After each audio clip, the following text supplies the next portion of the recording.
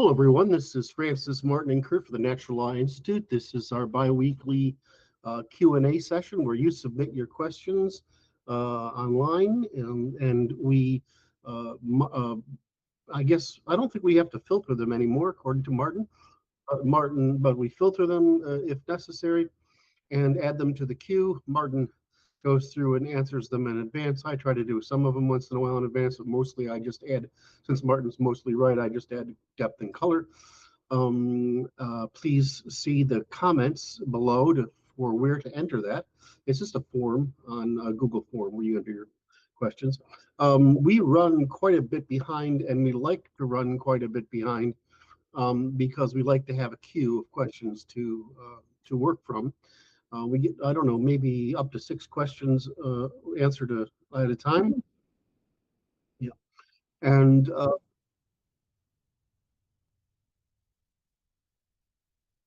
yeah, we're good. All right. So with that said, Francis reads it, and Martin answers it, and I add depth and color. So thank you for your questions. I'm gonna get my coffee. Let's go.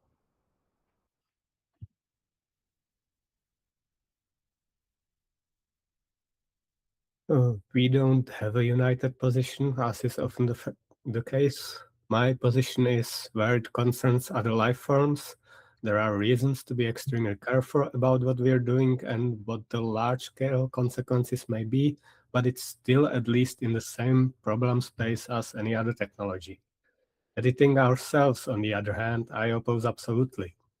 In the hands of parents, it enables pursuing fashion of the time and convergent selection towards some perceived optimum rather than adaptivity of different individuals having different traits, exploration via mutation, and anti-fragility of genetic diversity.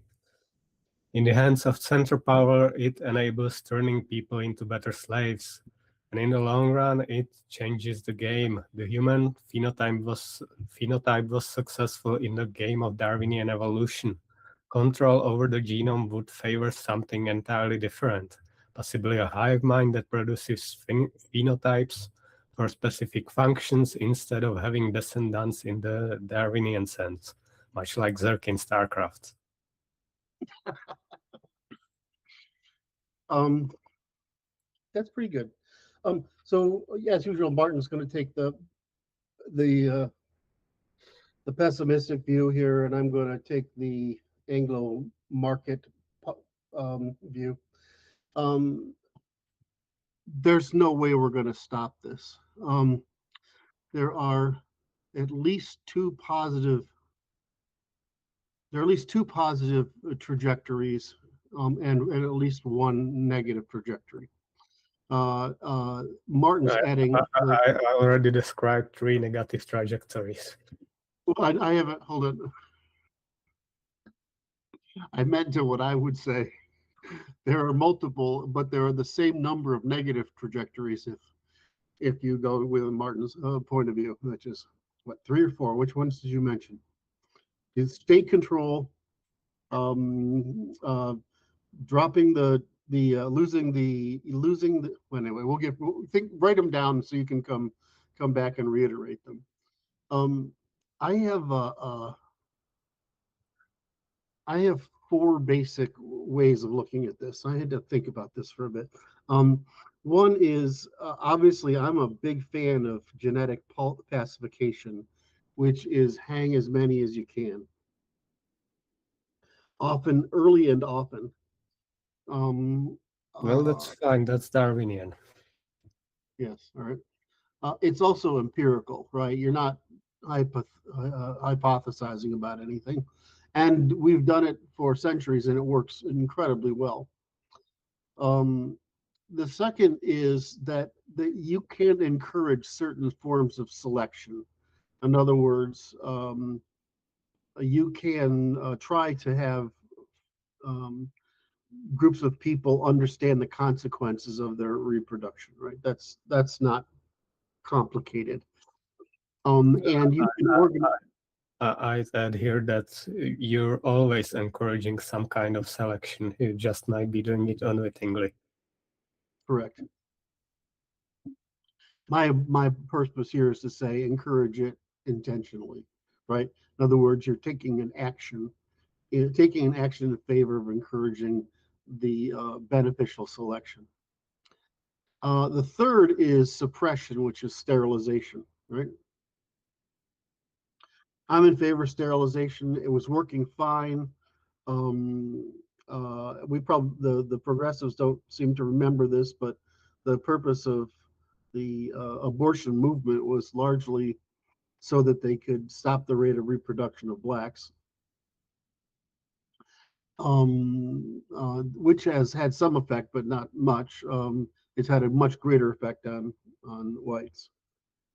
Um, the last is the one that really is the question, which is genetic modification. Now, there are at least three kinds of genetic modification.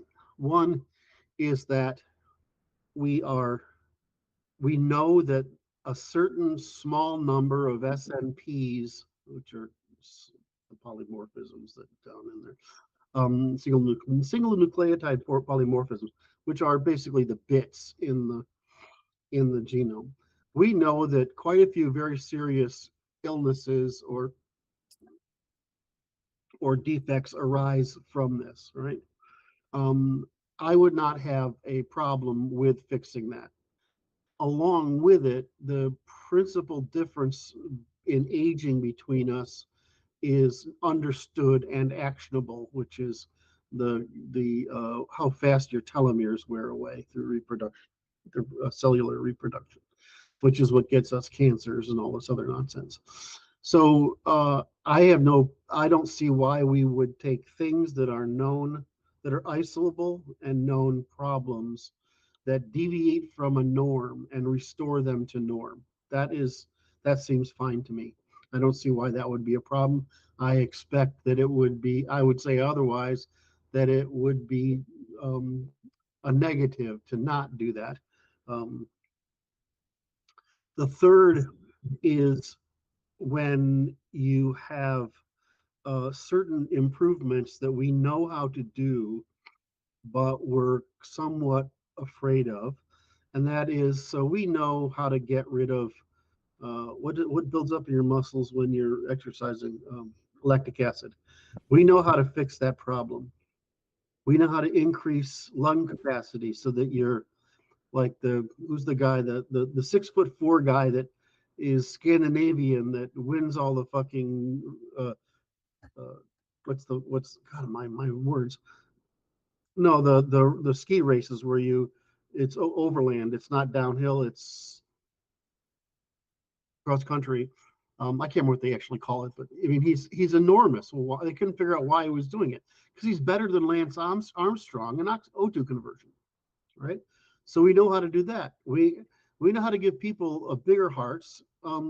We're close to learning how to prevent plaques, like in your arteries and stuff, and in your brain.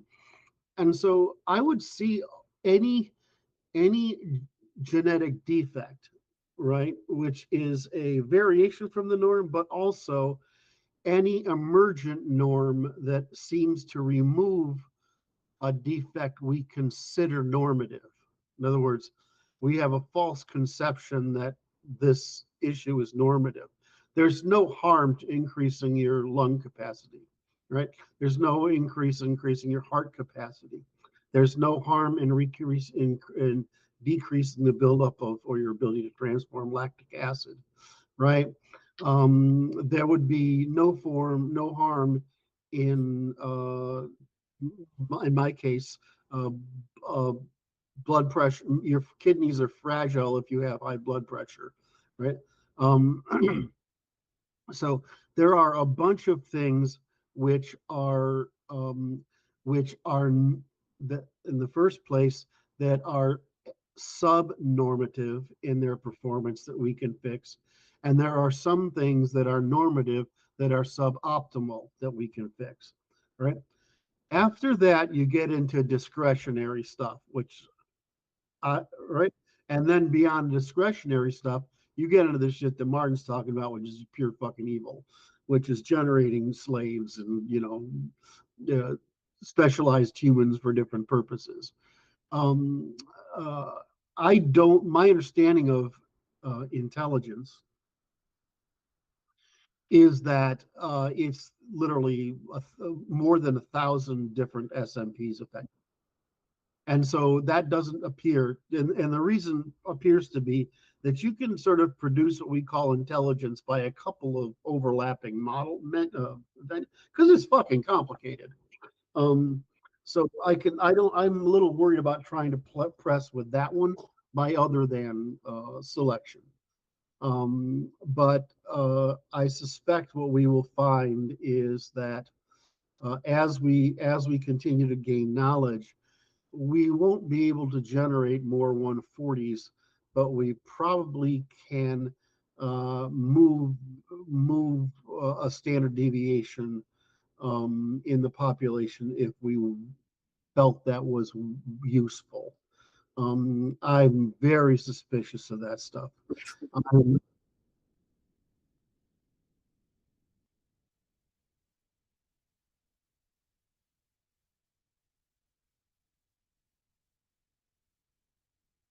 Yes, that's what I'm saying. I'm not above that, right? I'm not saying that's bad. What I'm saying is I'm freaking suspicious of it. I'm suspicious of, I'm 5'7", right, on a good day, right? I would love to be 5'10", right, like most of my family. But that's probably a thing that could have been corrected because my French side of my family is all my size. They're all the same size. And so I look at it and I'm like, well, is that a good thing to fuck with? In other words, is pure aesthetics a good thing to fuck with? I'm not sure that doesn't lead to the crazy shit that Martin's talking about. And the problem I have with it is if you're physically improving or something, a normativity or a defect, right? That's something that is hard to argue should not be propagated across generations. Because whatever you do to yourself, right, is going to be done to your offspring. The problem is when you get into discretionary stuff, it gets into, well, I want to have, I mean, I don't know. We know how to do blue eyes. We know how to do color hair or whatever, I mean, it'd be nice if we could have, since I'm behind you guys, it'd be nice if we could cure male pattern baldness, right? Not that present company should be concerned about that, but anyway, if we could cure male pattern baldness, that would be a nice thing. But Just go to Turkey.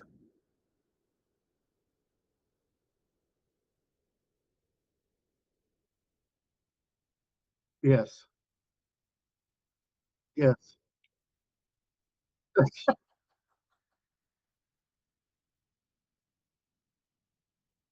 Yeah, no, I know.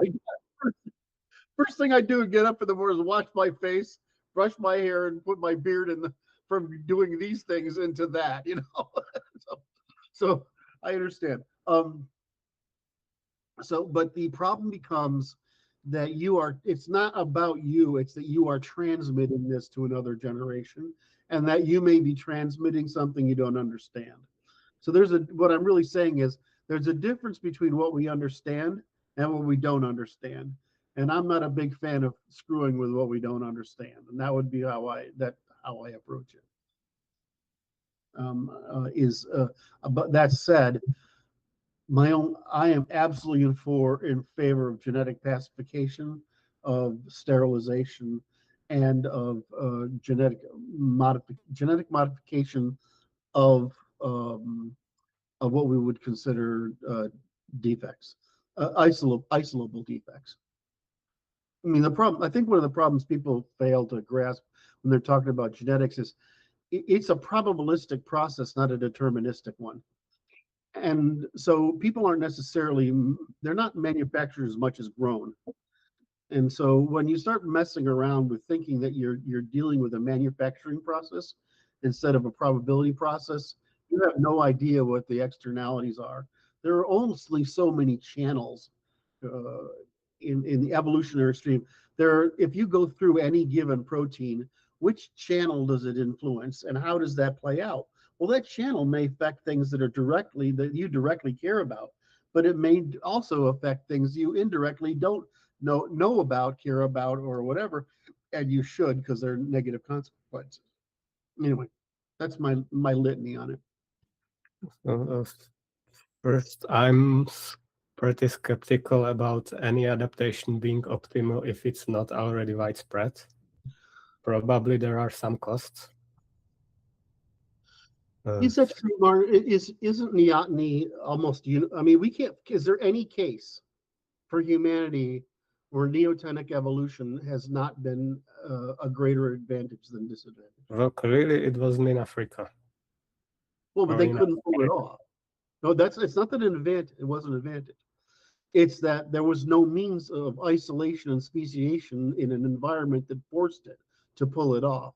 It's not that it wasn't advantageous. I mean, it would have been selected for if it was advantageous. There are 3 generations of Africans today. You have old Africans, middle Africans.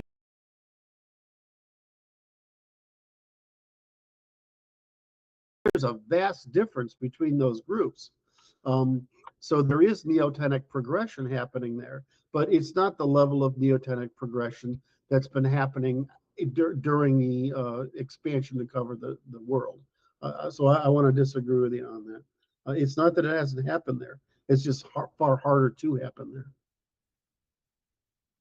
If it's harder, there's obviously some obstacle that is selecting for something else.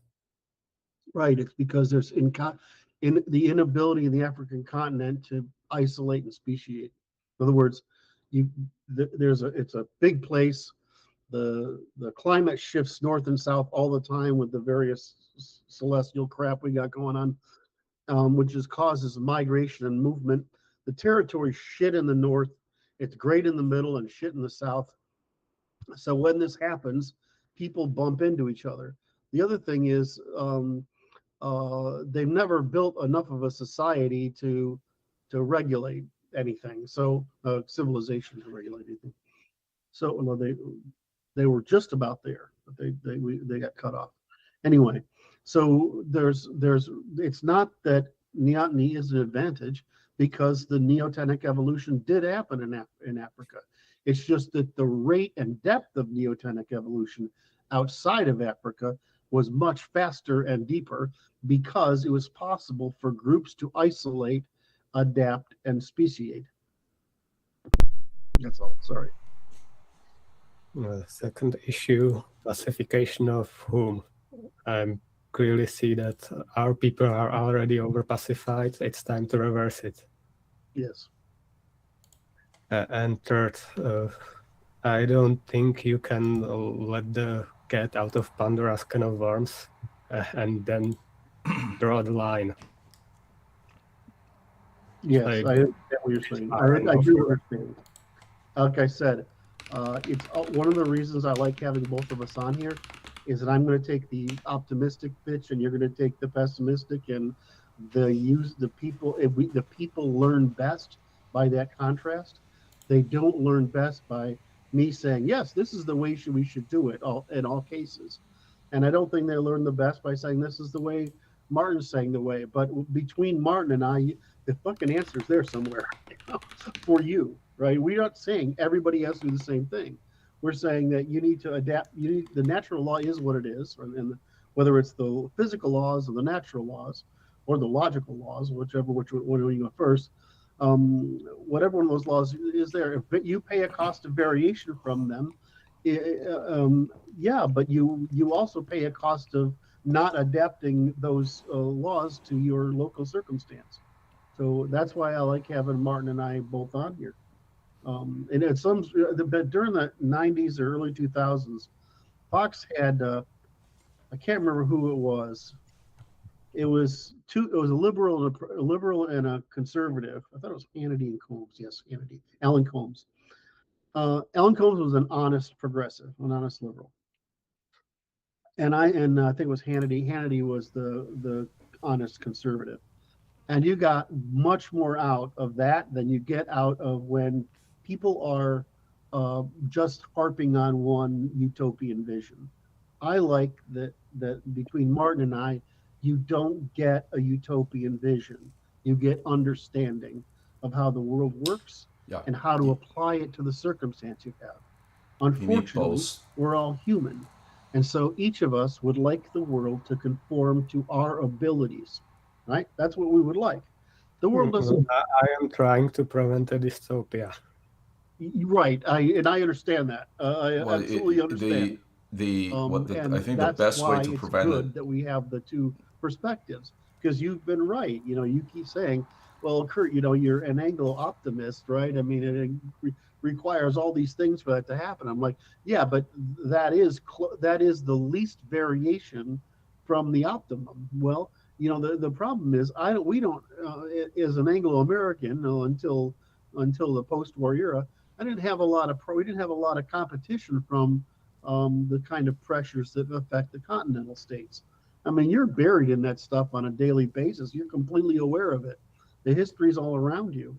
So I like that we have this contrast. I think it's good for the audience that we don't come across as one of those groups that's saying this is the fucking right way. Instead, we say we have a science. You should with a science. is tells us how to think about things and then to make choices about them.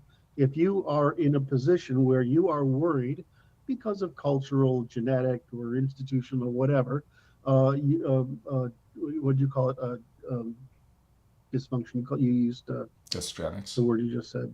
Oh, dystopia. Dystopianism, right?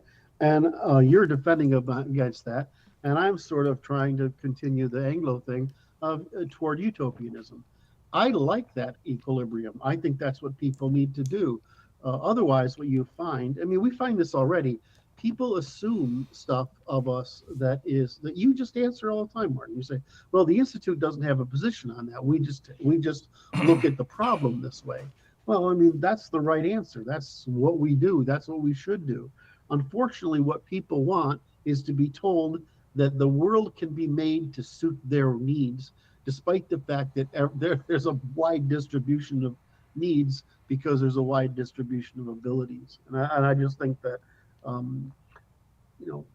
that at least I think we do that in this forum, the way you and I and the three of us try to conduct office hours is to do that. And I think that's important because, as you say, I have a heavy influence on the work products that we publish. And this tends to make people think that the utopianism is what we're about. That's not the case. When Martin and I are finished with the Constitution, which sometime will hopefully be in the next year or two, you'll see that we're offering a menu, a Chinese menu, so to speak, of the optimistic to the pessimistic. And it's up to you to choose what's good for your country.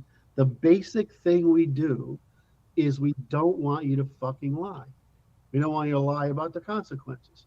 Martin is saying, I don't want to lie about the fact that if you do this stupid shit, you're going to end up with a dystopia.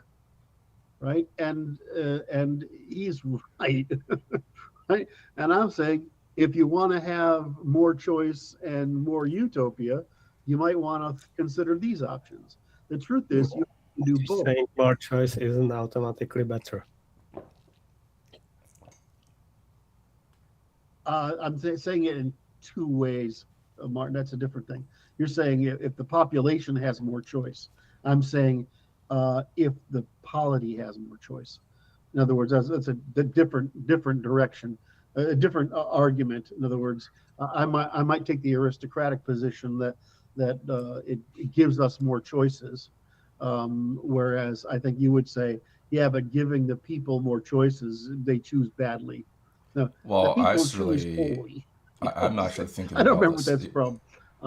It's from Indiana Jones. He chose poorly. If you give people more choices, I don't know if they can hear you on YouTube, but I can hear you in Google Meet now. What? You can what? Can't hear me in Google Meet. Francis was speaking. Okay. That explains a whole lot. I can't hear Francis now. I can't hear a word he's saying. Okay, can you hear me now? Right. Now I heard you. Now I can hear you. Okay. That's better. Okay, no wonder. You should keep. What did you turn off by accident? I reconfigured the microphone driver on my PC the other day, and when I did that, obviously my previous setting in OBS got nuked, and so I just realized it's like, how come my microphone meter isn't ticking in OBS? Well, and then somehow I changed the OBS setting, and then Google Meet screwed up, which I didn't even touch a thing in Google Meet. Oh, I think I know what's going on, because I unplugged the USB source and then replugged it in, and Google Meet wasn't smart enough to recognize that device. But anyways, that explains why you guys weren't responding to me. So I was just thinking, you have the so Curt, you have the optimum, what is it? The optimum, the optimist position. Martin represents the pessimist position. I represent somewhere in the middle. And to bring us back to the genetic engineering thing, my approach to this is more like a engineer A/B testing. If you're releasing a new service, right, you don't just go roll it out to 100% of the population thinking that's going to do good. That's the optimum, that's like the, oh, nothing will ever go wrong optimum position. And of course, if things go wrong, there's no going back and you're screwed. So nor do I take the pessimist position in that such thing is just like we should rely on natural selection and Darwin instead of augmenting ourselves. I think in selected cases, once we are in the process of figuring this out, just like any technology, we should run experiments, but be fully informed the recipients that this is the experiment. It could go wrong, that we have no idea what the long-term consequences are, and make sure that we leave a control group. You cannot inform the unborn, though. We can inform the lack of our knowledge. We cannot inform... you mean the unborn? Yes. The problem is transmission. If you want to do something yourself, that's fine. But intergenerational transmission, that's, it's like if you want to do something risky, you're basically saying sterilization. We can do it to you, we can do it to the next generation. That's why it's the A/B test, right? Do it only in a selective, informed, and voluntary population. That's right. I mean, some people, if you told me that you could fix my O2 uptake, I'd fucking do it right? Because I'm older now, right? But if you want to say, I want my kids to have bigger O2 uptake, only after we have way enough data to know that's okay. Yeah, it's, in other words, is this a computationally reducible problem or Correct. not? Yes. And I just think it's based on our knowledge and our compute ability,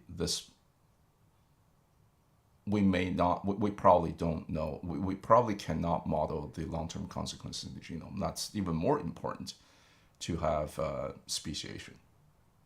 Because that's what the AP test essentially boils down to. It's also another reason to repeal Civil Rights Act, because I don't want centaurs walking among us. You don't want You're going to do like centaurs walking among us or whatever. Oh, centaurs. Well, I mean, why not have Adaptus Stratus walk among us? Or Empire of Men? That has a military purpose. That's a somewhat separate question. Okay, so note that those cannot regularly breed. True, they were made, and for all purposes, from gene seed.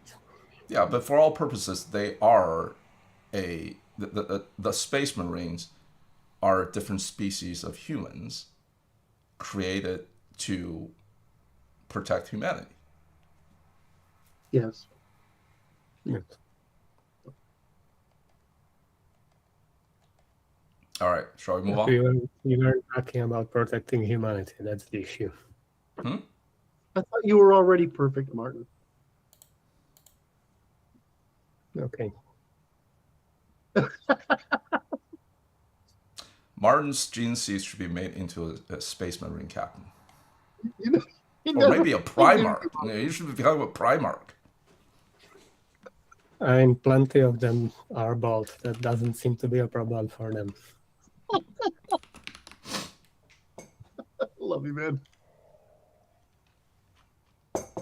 All right, let's move on to question 2. For Curt or Martin, Dr. Brad mentioned a while back that he was enraged once he found out that what money actually is. He went further and stated the value of $1 is that it's its debt, and once it's paid off, there is no longer money.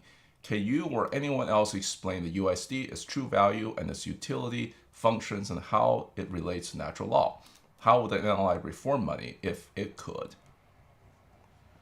The common myth is that it's just a means of exchange when its primary purpose is supporting American military dominance and preventing true self-determination among any potential competitor. But I have no idea if that is what Brett means. I think money is just that.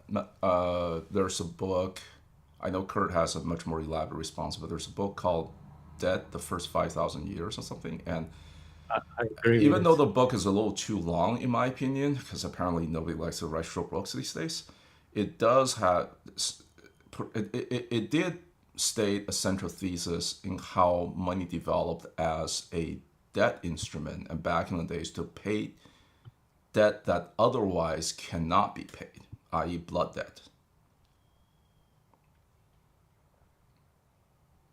Anyhow, Curt?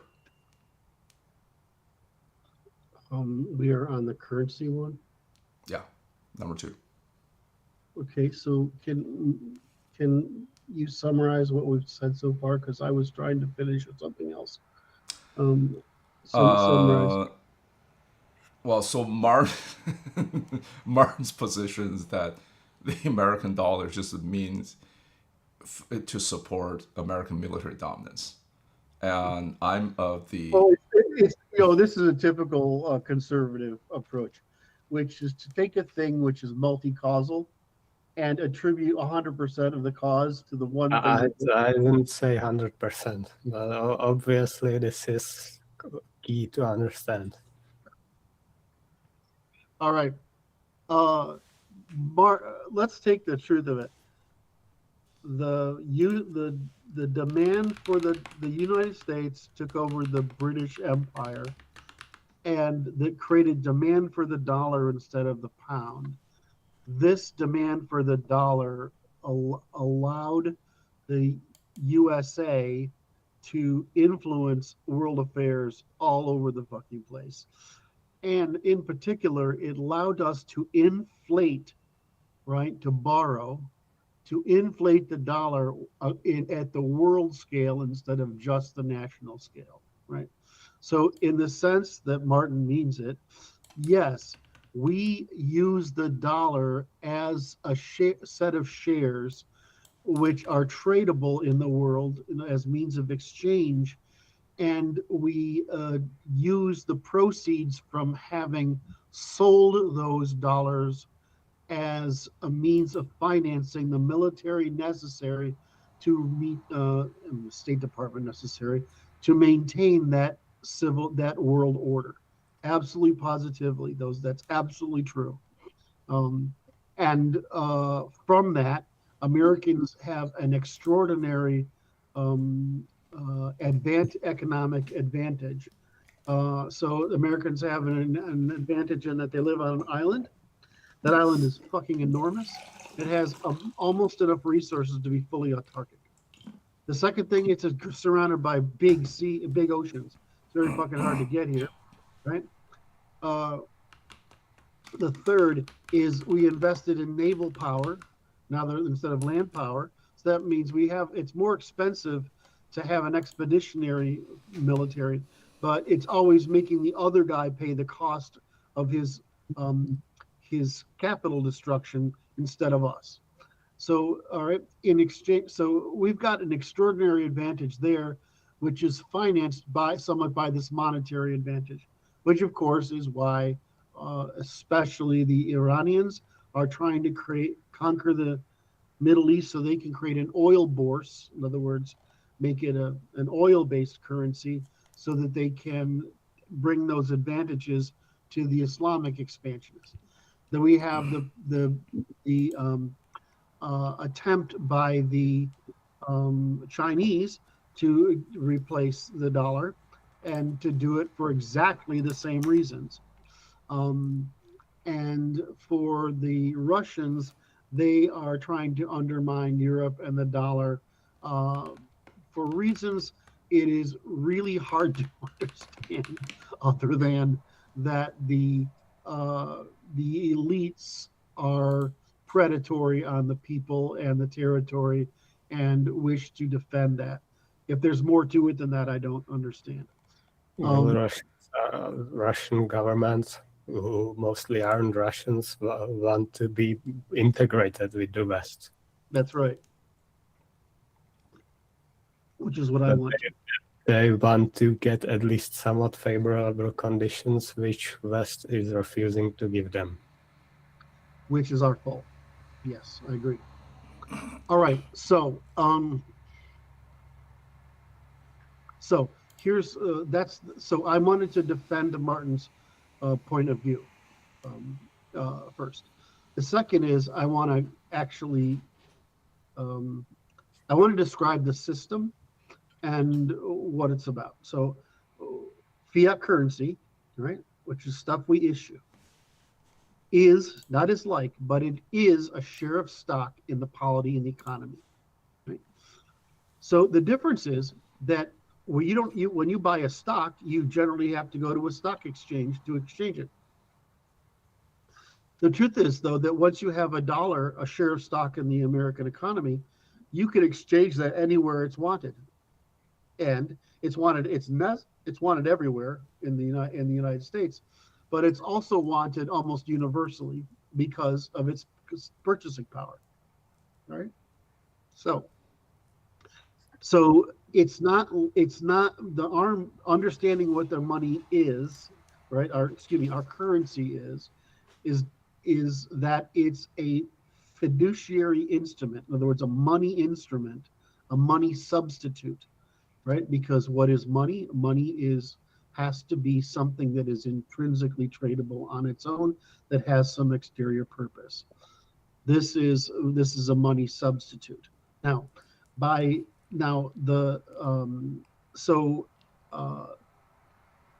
like shares, they can be issued, and in doing so, dilute the voting power and trade value of existing shares, right? So whenever you increase the number of dollars, you're decreasing the purchasing power of those existing dollars. And there is a period of re-equilibration. So when you issue these dollars, your ability to use them quickly to buy things at this point, right, when their value will acclimate and equilibrate over time, so that you have gained value by purchasing something with the dollar before the dollar's value has declined in purchasing power. It's basically an anti-production cycle, an opposite production cycle. An opposite production cycle versus a consumption cycle. Will that be the production cycle? A production cycle is you put in investment now and you try to gain stuff. You deflate the currency now, gain the benefit now before the purchasing power of the money you just issued declines. Right? So what we're able to do is play the interstitial period, right, between the issuance and the depreciation of the dollar in its purchasing power. Right? So it's the inverse of a production cycle. In one case, you're producing, one case you're investing and then you're producing, and so you're holding an asset until it can get stuff out. And the other case, you're issuing a debt instruments that you're able to use to pay off things. Best thing to pay off is debt with it, and before the purchasing power of the dollar equilibrates. All right. So as such, when these shares, which we call fiat currency, are a debt instrument, just like shares are. Like, in other words, dollars are shares, right? That's what you. Now, unfortunately, for those of us who want a simpler world, who aren't doing this game of intertemporal transactions, productions, and deflations, right? We're not playing that game. We all have different interests, beliefs about how we want money to perform, just like we have beliefs about how we want the world to be organized for our benefit. Each of us wants the world for our benefit. The problem for a government is you have to make it for most people's benefit until you fail, and then they shoot you. Mm-hmm. So no economy can compete today without fiat currency. That's like essentially saying no consumer can compete today without access to debt. Same issue, right? So no economy can compete without fiat currency at its debt capacity. Worse, without fiat currency, we could not level out the economy in duress, and in times of growth, we can't stop those who had assets charging unearned interest on the money. This is what the libertarians hate. So because that's a they're part I libertarian. read what you wrote, and that's a part I didn't quite understand. When you say charge unearned gains, unearned interest, give me an example. So if I invest in something, I'm taking a risk and I'm getting a return on it if it succeeds, and I'm not if it fails. When I have accumulated wealth for some reason, right? And now there's a need in the economy, right, for the money. I'm charging a premium for that money, right? In other words, That's actually lending. That's the traditional sense of lending. I have capital, I have surplus, I lend it out, and there's time value for that money, and therefore it's interest. But when you say it's unearned, why would you qualify it that way? because there is actually no scarcity of it. In other words, it's an artificial scarcity. So if you said you went up and bought all the silver like the guys did in Texas back when I was young, right? And you tried to create the silver market, you're trying, or if you're who's the guys that are buying a black is it Blackstone? Was it BlackRock buying up the residential BlackRock? property? And you're buying up houses, right? You're not contributing value, you're extracting value. Correct. You're basically Right? you're basically using fiat credit creation, i.e. a debt instrument, to buy up real assets and charge rent. It's a very definition of rent seeking. It's rent seeking, exactly. I address this, that every product on the market should have some defined telos.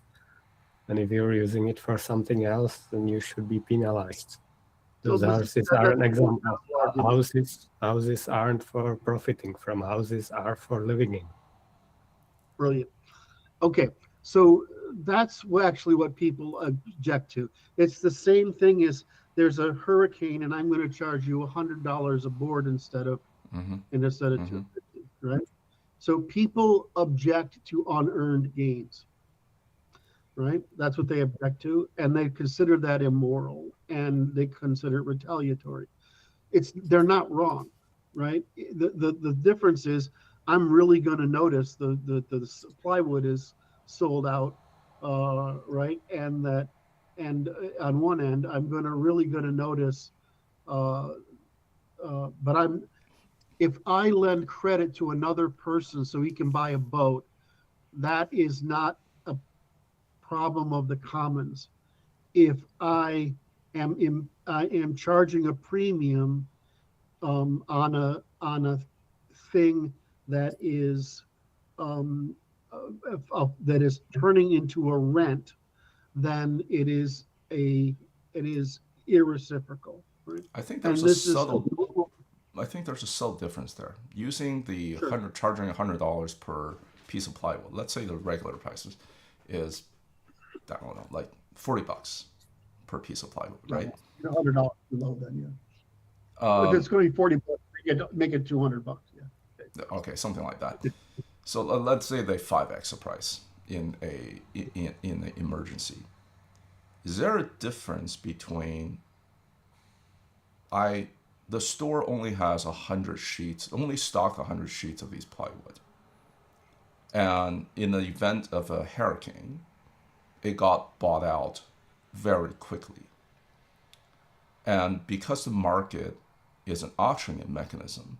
That last plywood board on the margin, now buyers are bidding up the price.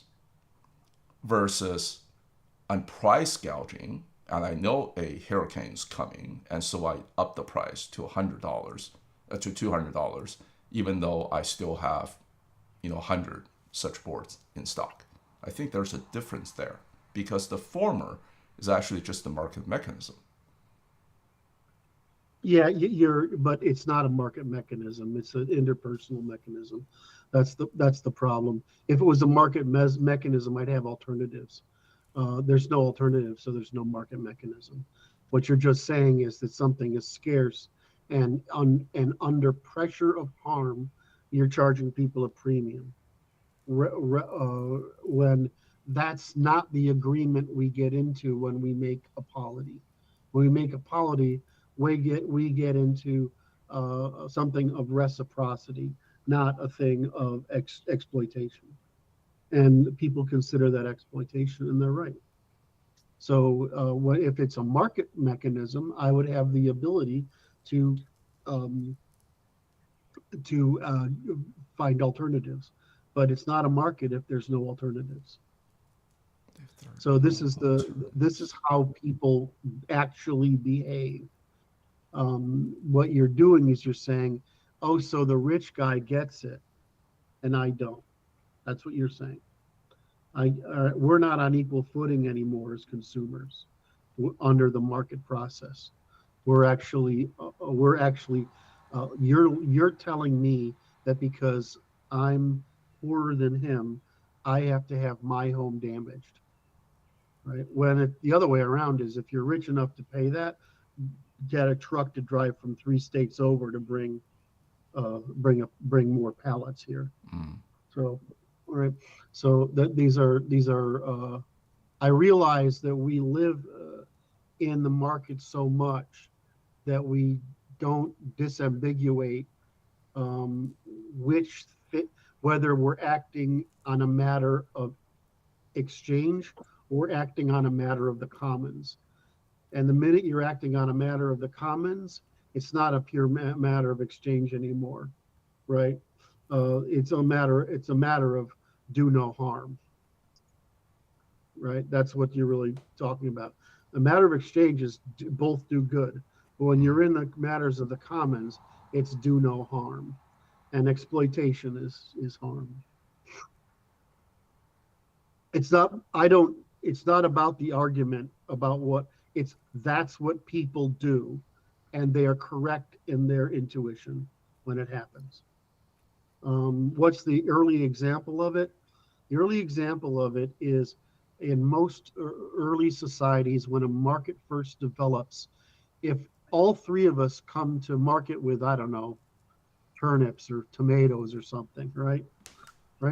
We will tend to charge the same price for them. Why? Because when you charge less than me, right, you're actually stealing from me. That's how they see it. I have to lower my prices now too.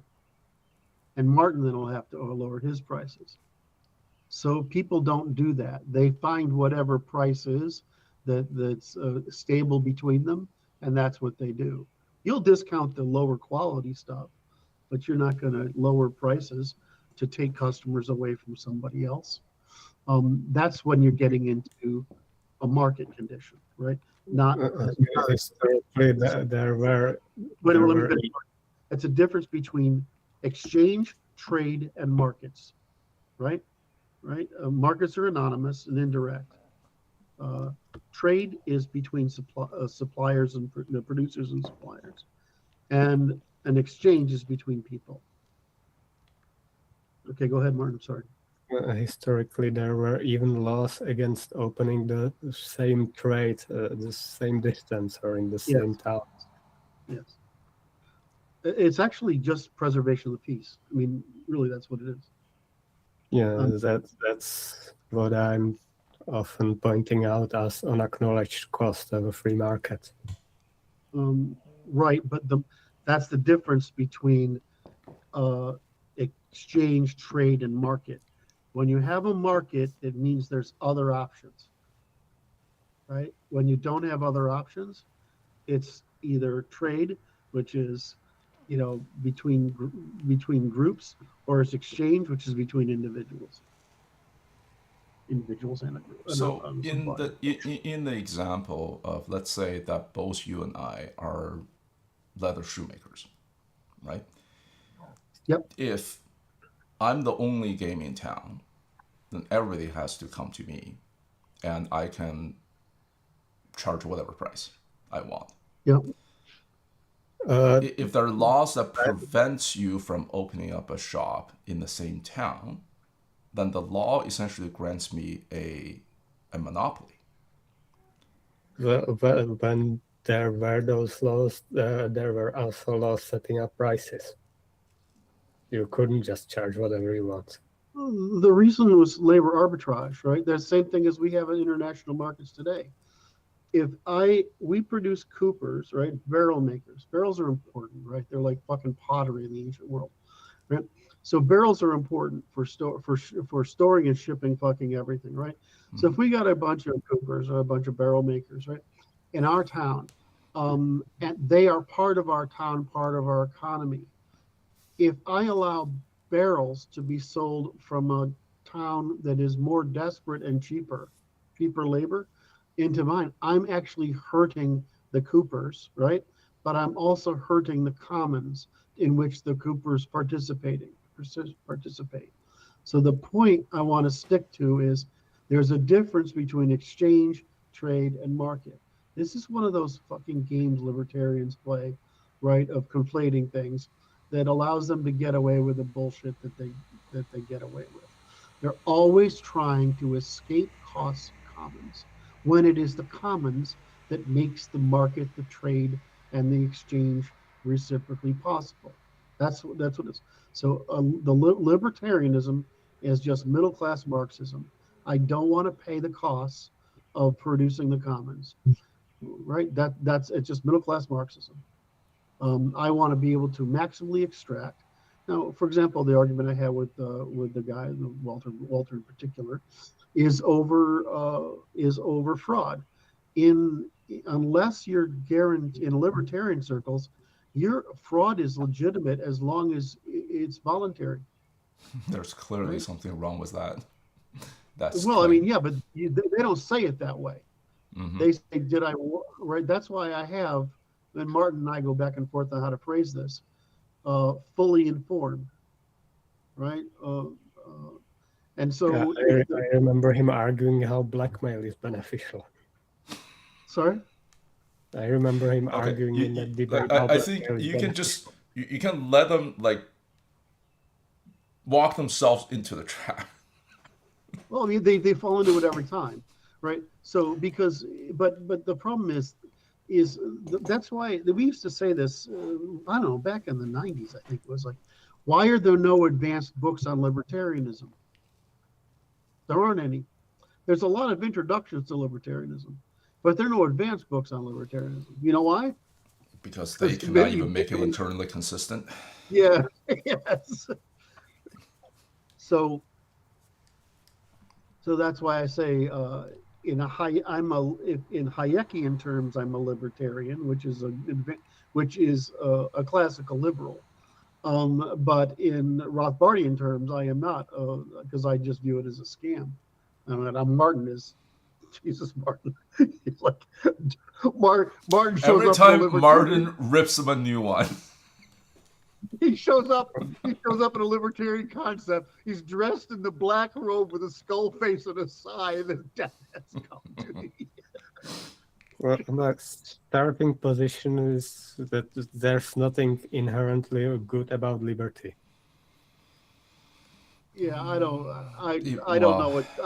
The problem is I don't know what that means. I don't know. Define liberty. Liberty. Yeah, if you describe it as sovereignty, then sure, then all right. It's usually that's not what they mean. It's sovereignty. It's sovereignty and self-determination by self-determination means under the governance of natural law. That's how I define liberty. And collective self-determination comes first. Mm-hmm. It has to come first. That's the point. right? It has which they also reject. Yeah, well, they're wrong. Well, Right, that's why can I finish libertarians are a my... bunch of pussies.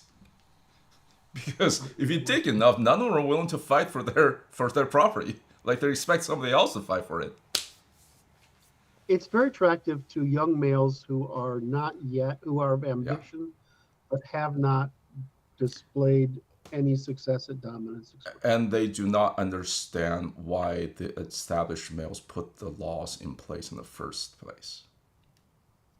Right, it's a kind of naivety. It's like I got something from some Christian yesterday because I retweeted that quote from Will Durant that was stated by Netanyahu, which is, basically, you think Jesus is powerful until Genghis Khan comes along, because basically power decides. In the end, power decides. So if you get away with Christianity, you're getting it, or Judaism or Islamism, that kind of nonsense. You're getting away with it because the people are assuming you're a woman, right? And the men are assuming you're a woman, and you're just when in fact you're undermining. Can I finish my few sentences here? Because yes, please. I've covered up to unearned interest, right? So I want to summarize. So on debt, on regulation, and on prevention of unearned gains, fiat money's here to stay, right? The capacity for irresponsible. And here's why: the capacity for irresponsible spending motivates the political classes, especially in democracies, who have to maintain voter approval. So they will use debt to maintain voter approval. Unearned gains are why the wealthy want to end fiat money, and the capacity to dilute value is why the middle class doesn't. And the fact that inflation eats earnings when earnings adapt slowly to inflation are why the working classes don't like it. The reality is that such things are always a trade-off, right? So this goes back to the commons. It's a problem for conservatives, a problem for libertarians, to maintain awareness of what is the difference, what is equilibrium between the private and the common. The common, as Martin just said, has to be established first so that the private can exist. You have to pay for the commons. So in those cases where the commons is more beneficial to all than what any individual group wants in that hierarchy I mentioned, then you go with what's in the interest of the commons. Most of the time, other than government spending, that turns out to be pretty good.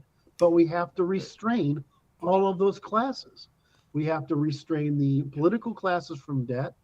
We have to restrain the wealthy from unearned gains, right? We have to restrain the middle class. Well, it's got to restrain who from the middle class. We have to restrain the democratic process and the political process and the wealthy process from diluting value, so that because the middle class is what produces the production cycle, right? So they always have to. That's the problem of being an entrepreneur, is they're diluting shit, and your production cycle is somewhat in competition with it. And the fact that if inflation eats earnings, right, and earnings adapt slowly, is why the lower class doesn't like inflation. The truth is, everybody is going to pay something one way or the other. This just turns out to be the least bad way of getting everybody to pay for the economic commons. That's my argument right there. It's the least bad way. The best way we could do it, that would be better, is we need to prevent governments from debt spending. But how are we going to do that in democracies? I mean, this is, or how are we going to do this in majority democracies or universal democracies? I don't know how it would work out if only the middle class could vote. It might be very different. It might be a very different world. You can do it by truly making an independent fiat issuing call it central bank or whatever, but to make it algorithmic versus ad hoc. Because today, if the Fed, first of all, Fed isn't truly independent. They still have political pressure, and also they can simply just conjure credit out of nothing, right? Just by typing a zero on the balance sheet somewhere. And that's an arbitrary process rather than algorithmic process. That's correct. As always, I'll point out that what's going on has very little to do with democracy. Nobody's asking for this. And that the West has been trudging on for decades without voter approval. Correct.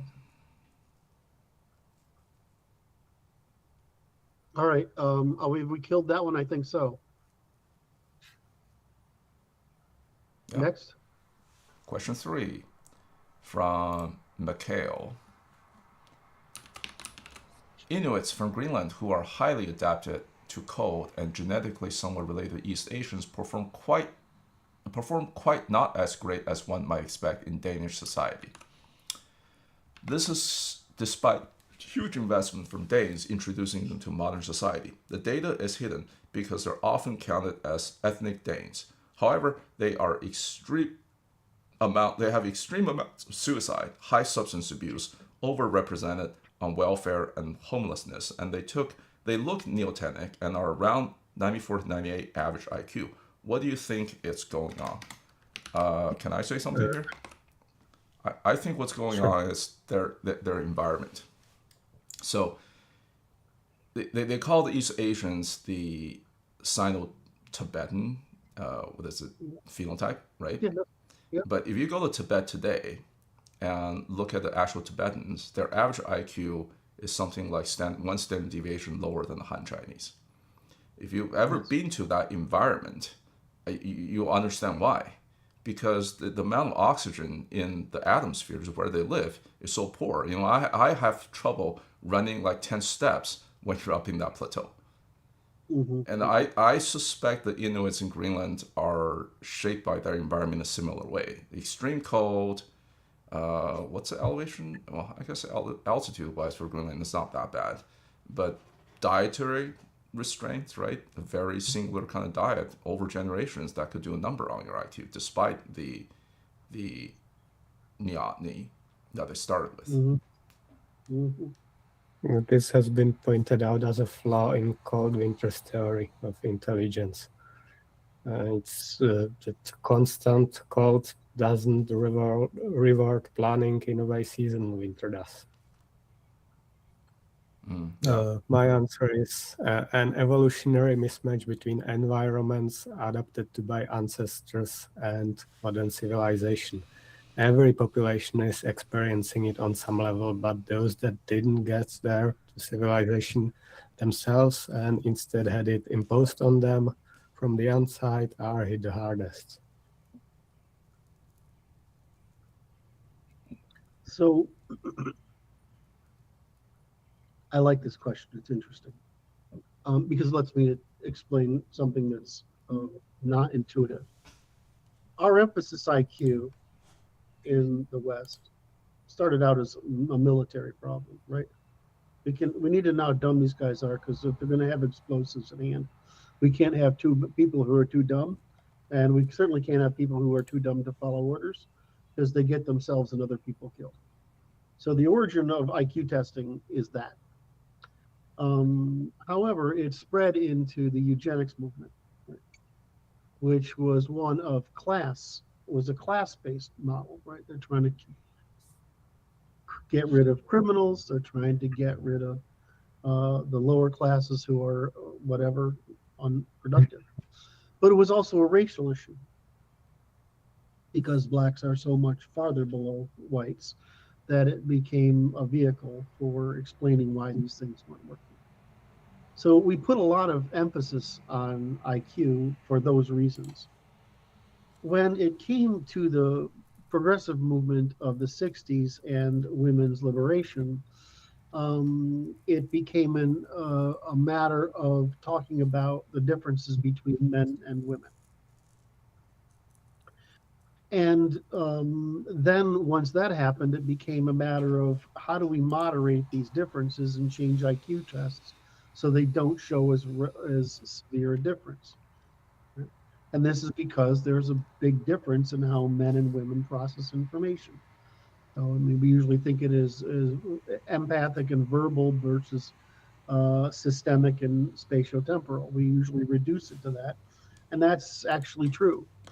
So we went through these. Now, then we came up to the world as we're hitting globalism, and we're spreading these measures around the world and trying to make assessments about mankind. And when we did that, we ran into some other things. It turns out that personality traits are also measurable. They take a little more work to divine, right? In other words, you can make culturally neutral IQ tests without too much difficulty. You can make it's harder to make personality differences neutral, but it is possible. It's been done. And so what you find is there's personality differences. So we find in this, we see IQ differences, we see sex differences, and we see personality differences. There's something else that we don't talk about, and I think it's just because at the point we became aware of it, which was around the time Hunting wrote Culture Matters. I don't know what year that was. Was that it's not just how we're a little Anglo or European centric in how we look at IQ and personality, whatever, obviously, because we're the people who make this shit up. But there's another factor which I try to explain through examples, but is really between the back of your head and the front of your head. Where is your equilibrium? Where is your resting space? Resting place. In other words, how much are you sensory? How much are you physical? How much are you social? And how much are you logical, rational?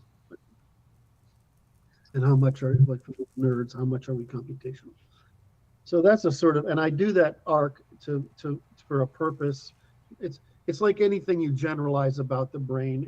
It's true at the level I mean it. If you get down into it, things are a little more complicated. So we have the hemispheric difference in the sexes, right? We have the neotenic differences in brain evolution, which are basically the length of time of adaptation ability available to us as we mature.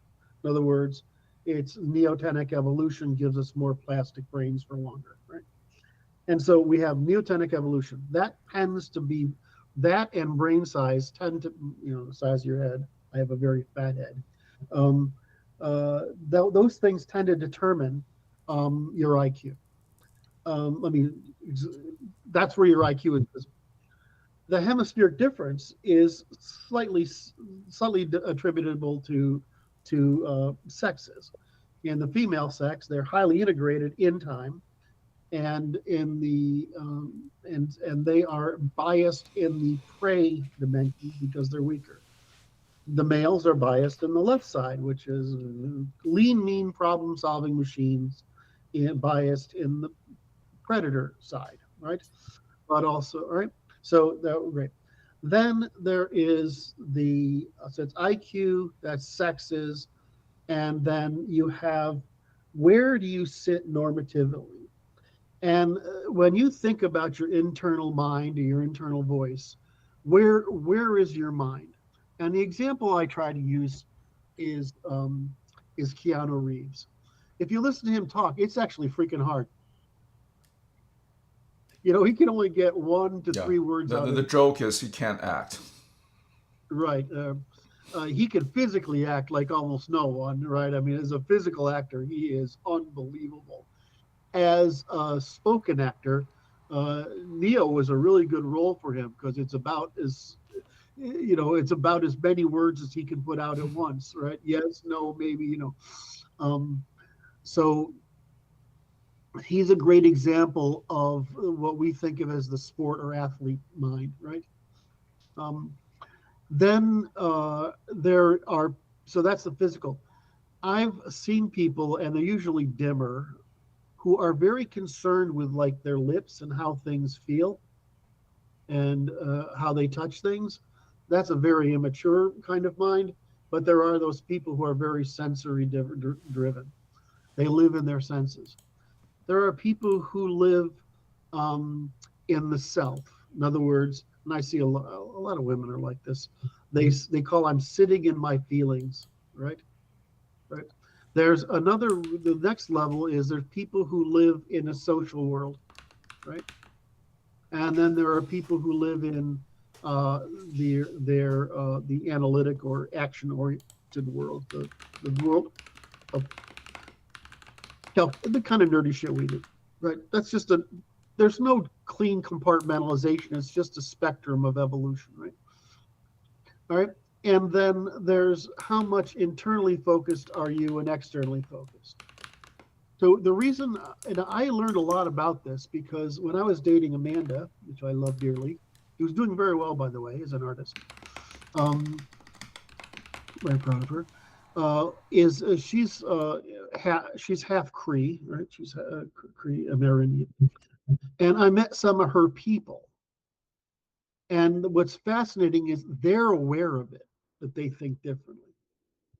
And what she says is the way she explains it is our people um, don't just don't um, the relation Europeans very much disambiguate the dream state from the awake state, right? They don't. There's a much more intuitive state reaction going on in there. So when we talk about the Amerindians, right? They are actually two mixtures of two people. They're a mixture of Sino-Tibetans with ancestral North Eurasians who are largely gone. And they're right from the top of the Ob River Valley, that area up in there somewhere. But they were the people, and so we are part of the. We're also Europeans, are descendants of ancestral North Eurasians. So when we talk about Amerindians, there is a tendency of them to live in a more internal world, right? Now, the second thing is that their IQ of in the not in the 898. That's not. I don't know where you're getting that from. Every number I see is the Inuit are in the 91 range and the Amerindians are in the 86, 87 range, like Middle Easterners. I haven't seen anything aside from that. So when you're talking about how people experience the world, excuse me, and they're the Amerindian or the Inuit uh, deviation between spatial and verbal is heavily spatiotemporal. It's not balanced like it is in Europeans. It's much closer to East Asians, where East Asians are more spatiotemporal. Europeans are more balanced between the two, and Jews, for example, are more verbal than spatiotemporal. The word cell versus shape rotator thing. Yes. So when you look at this, I would say that um, it is like it's like we just if you're equally neotenous, you're just actually forming there's a mild distribution between verbal and spatiotemporal, right? But if you're not equally neotenous, right, you're off by 7 to 15 points or more, right? Then the problem is that you actually don't and can't perceive the world the same. And so you can't use the signals in the world as usefully as the people up here can use the signals in the world. And so when you mix those two populations together, that difference becomes a much bigger liability than just the IQ alone. It means you can't respond, react, perceive and contract at the same rate. Now, everybody's on a distribution, right? So I just gave you 5 dimensions to look at differences in, right? And everybody's a distribution of those things. But if you want to look at populations, this stuff always plays out as true. So, so the Danes are right that they're having it, but you'll see the same problem of suicide, substance abuse, homelessness, etc., among Amerindians as you do as the Inuit, as you do with other populations. I'll get there. But it's more to do with the fact that in their world, they need to be around people who are more like them than we would. You can take someone from China and take them to another country. And you can take someone from Europe and take them to another country. And we can almost always find a way to succeed. That isn't true for everyone because your dependence upon the group for shared cognition is higher in some groups than in others. And so that's the problem you run into. Wait, And your dependence on members of other group for shared cognition. What do you mean by shared cognition? Largely nonverbal behavioral signals that perceive the world by the same means, right? And so that you can share information by complex signals rather than and behaviors rather than how we would do it or Jews would do it, which is complex wordplay. And so and more greater intrinsic skill with wordplay. So it would be like saying if you had a bunch of people who didn't have who otherwise were 90 IQ, but couldn't speak, how would they get along? I see. They would get along through imitation, right? And ritualization. So you see a lot of this hyper-socialization in those societies, especially among families. And independent of that, they're basically running up against failure responses. And it's not fun for them. It sucks dick, actually. Empathy for them is one thing. Blaming them for what it is another. But the real reality is you're either going to inbreed them out of the problem or they're going to stay in the problem. And it looks like inbreeding them out of the problem is relatively easy. But I have a couple of friends who are part, I can't remember what it is, sort of the northern tribes here. It's not the Cree, it's something else. And they're both women. And that crazy's in there, I don't know how to describe it. It's that Amerindian thing is in there, and you can sense it at times, not all the time, but at times. So I don't know. I think that the problem we have is that we use the arc I'm trying to describe is we use IQ for too much, right? When it's actually these 5 dimensions that I'm talking about. All right. That's my story. All right. To reiterate my point, what civilization has turned into is causing problems for everybody. So even for populations that use those civilizations, suicide rates and addiction rates are rising. Yeah. So what you're doing is thank you, Martin. That was the synthesis was perfect. You're basically saying what Luke is trying to say, maybe more abstractly, which is that disconnection because of the hyper commercialization of society at the expense of socialization is making everyone nuts. Yeah. Yes. Is that? Oh no, I'm not going to tease you. Did you do that? No, I can't do it. Yeah, I can. So Martin, did you achieve that through self-introspection? Come again. I'm just fucking with you, brother. I missed the word in the middle of it. I won't do it. Never mind. wasn't worth repeating. All right, what's up? Okay, well, let's move on to question 4. Many years ago, Curt made the case stating that the use of advertisement in the comments was a feminine method of monopolization. Can you clarify the difference in advertisement and enticement, and what does the NLI propose to address this? I'd ban advertising entirely. It's much less about giving people information about how best to satisfy the demands they have, and much more about generating an entirely new artificial demand. It generally involves manipulation by framing rather than simply presenting accurate information. It tries to increase time preference of the consumer, and even when it doesn't lead to demand being generated, it wastes time and attention. On the internet, it's just another excuse to collect user data. Okay, so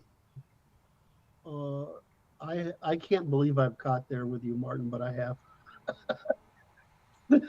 Martin shakes his head. It always takes you too long, Doolittle. You're always so slow. Yes. All right, and that's because when we use advertising, there's advertising, and there's marketing, and there's sales. And I think there's difference between awareness and persuasion. Like, I want to know what's at the movie theater so I can go see it, right? I might want to be aware that the movie is coming, right? That's great. So Google it. Well, but that's you jumped ahead. You what do you do? Taking lessons from Brandon now? That's destination, right? Marketing, right? Sales, right? That's I have to go somewhere to get the information to consume it. Um, I'll explain. Hopefully, I won't get lost in this thread. But so if I can go get it and I'm aware of it, that's great. There's another thing which is called awareness. Do I need to be aware that there's a new brand of Tide coming out? I mean, variation 937.6, right? No, I do. I mean, I'm going to go to the grocery store and I'm going to see it there, and that's probably fine, right? And so those are things that are. So there's a movie that I want to see that I can go see if I look for it.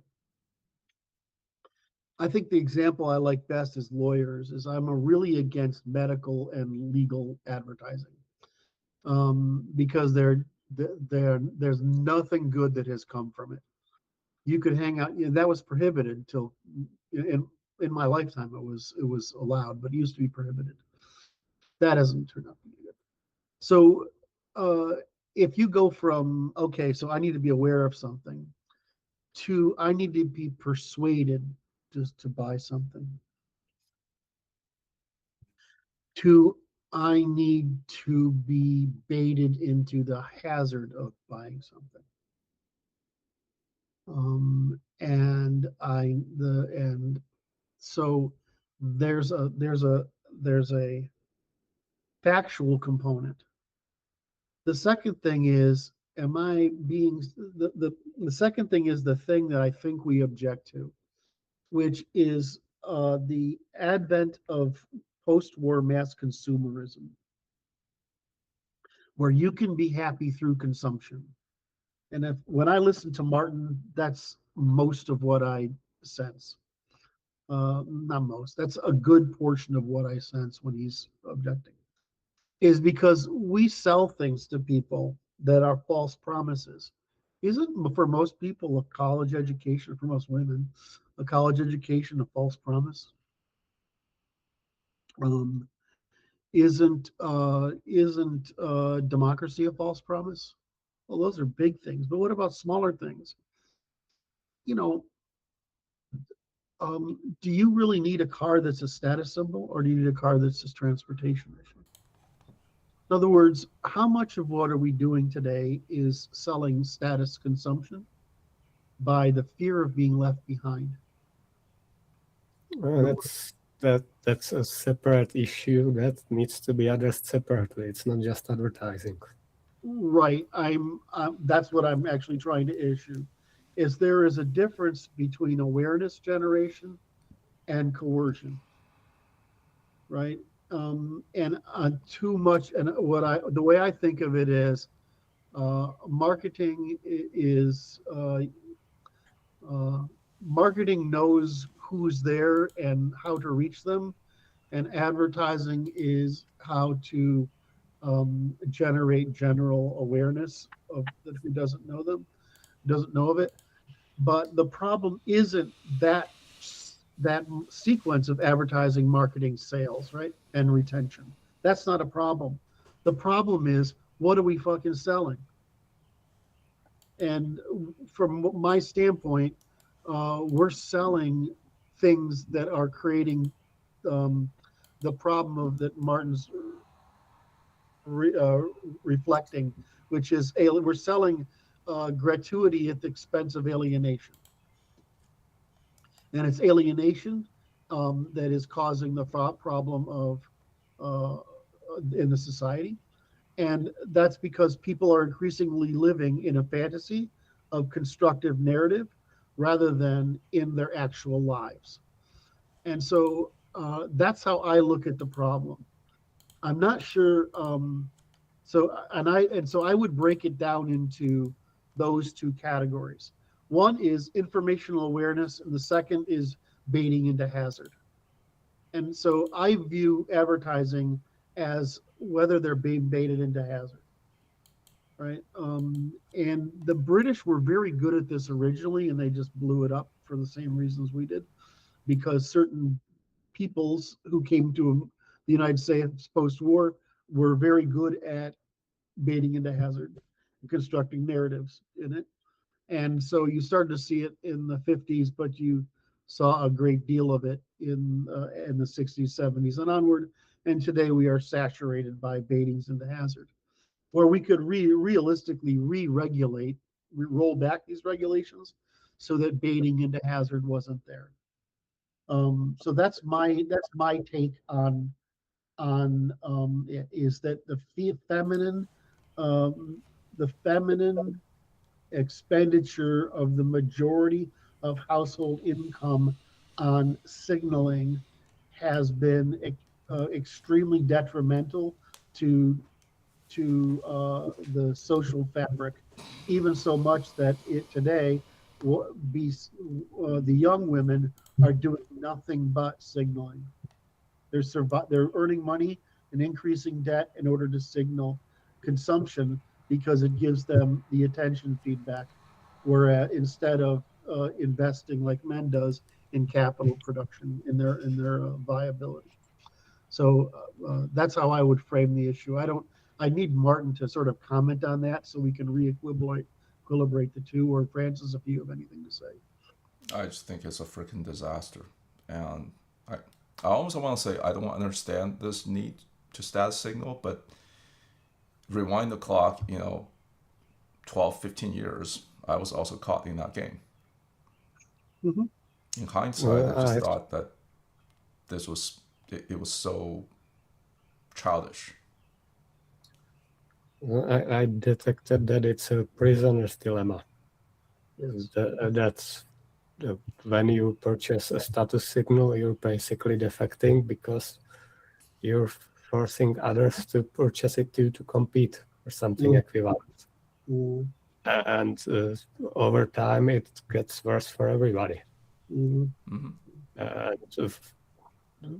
Civilizations in the past often had some limit on status signals. Now, I don't think status signals need to be banned, but they need to be earnable by contribution to common good and not purchasable. Agreed, brother. We need to shift the type of status to signal, I think is what you mean. Yes. Yeah, it's rewarding merchants the way it is now. So I put this all under the category of the general problem we face is what's called baiting into hazard. And we have no defenses against baiting into hazard. because we have left individual agency as decidable criteria, and we have stopped defending the people from their impulses. Anyway, that's where I am. All right. Yeah, time for Next one more question. long one. Yeah. Well, I don't have a hard stop at 9, so if you guys want to keep on going, we can keep on going for longer. And this is question 5 from Lucas. Some of Curt's exchange on X, where he defined Anglo-American liberalism, prompted me to think about its German counterpart.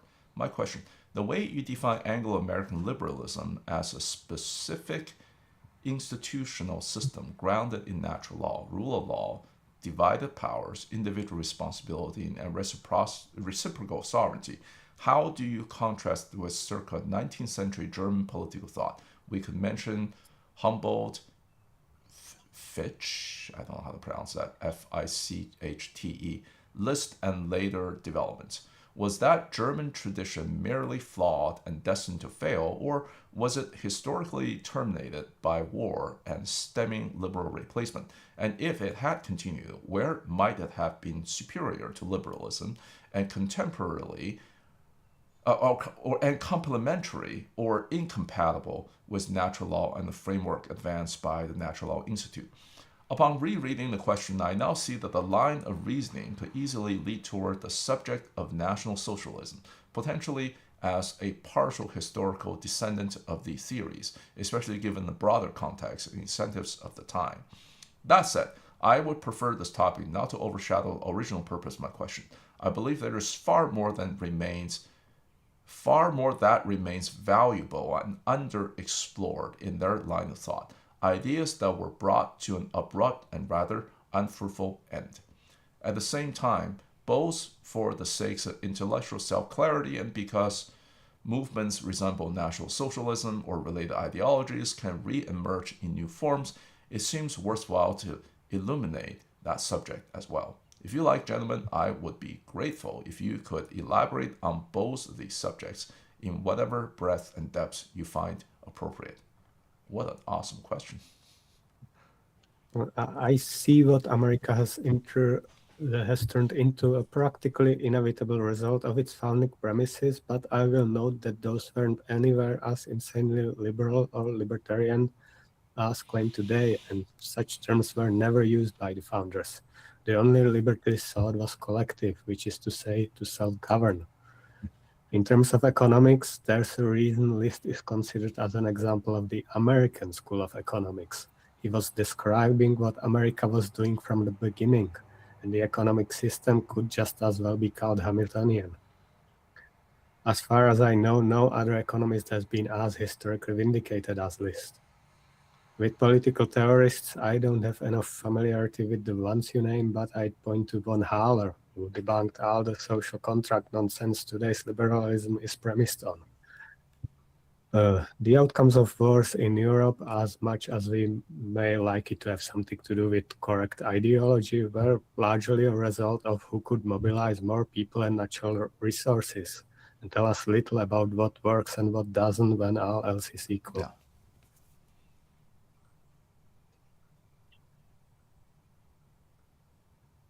Wait a second. Finishing the next question. All right.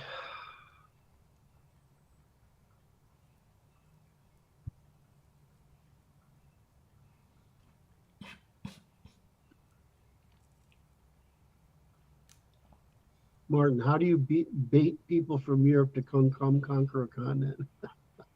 That's what I was thinking while reading. From what? How do you bait Europeans to come to the new continent to conquer it? But you do it with a utopian vision. In some degree, it was true because the middle class had expanded down and expanded downward because the opportunities were limited because of territory during the under-agrarian. All right.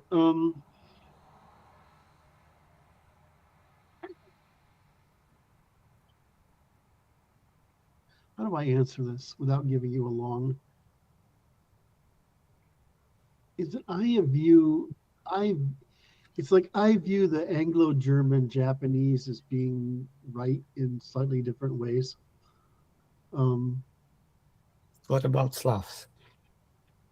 Well, Slavs are right. The problem is until the Slavs organize under a core state and develop a federation where they can assert their interests, they're going to continue to be at a disadvantage. So that's why I'm a big fan of the intermarium plan, which is bringing y'all together into a federation that competes with the Protestant and the Catholic. And I think that's the right answer, if only because it's very much in your interests. Anyway, so again, I'll go into more detail in a minute, but you're talking about an island naval situation with nobody at its borders versus a continental Marshall polity that's surrounded, right?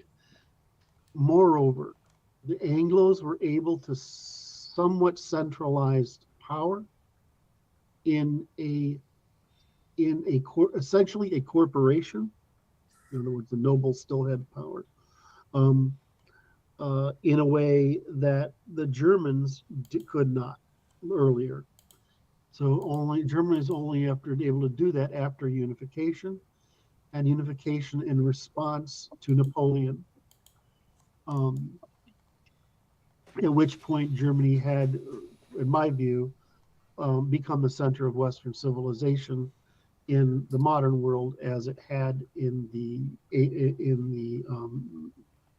ancestral world. So, what's my net here? Anglo sovereignty is reciprocal and only alienable by contract. Costs are accounted for, right? And decidability is by a jury of common law.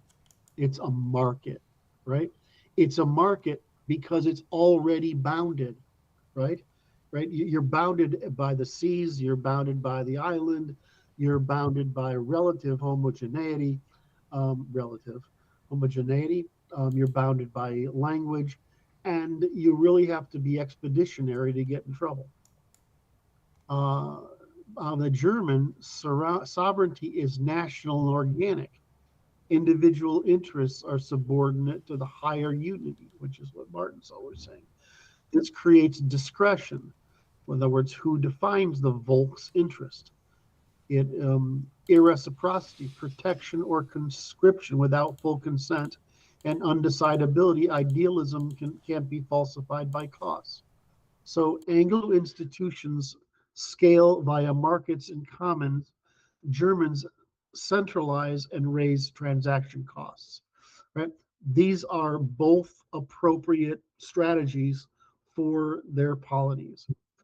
If you want me to go into more detail, Anglo-American liberalism, which I define as natural law or proprietarianism, is not freedom or rights in the abstract. It's the institutionalization of reciprocal sovereignty, right? Those people who live on that island could put against a bunch of boats, loaded up with guns, and go take over some new chunk of the world, right? That's a very entrepreneurial, very individualistic thing. And then once they would appeal to their brothers who were doing the same thing for exercise of government power and a concentration of power to preserve their conquests, right?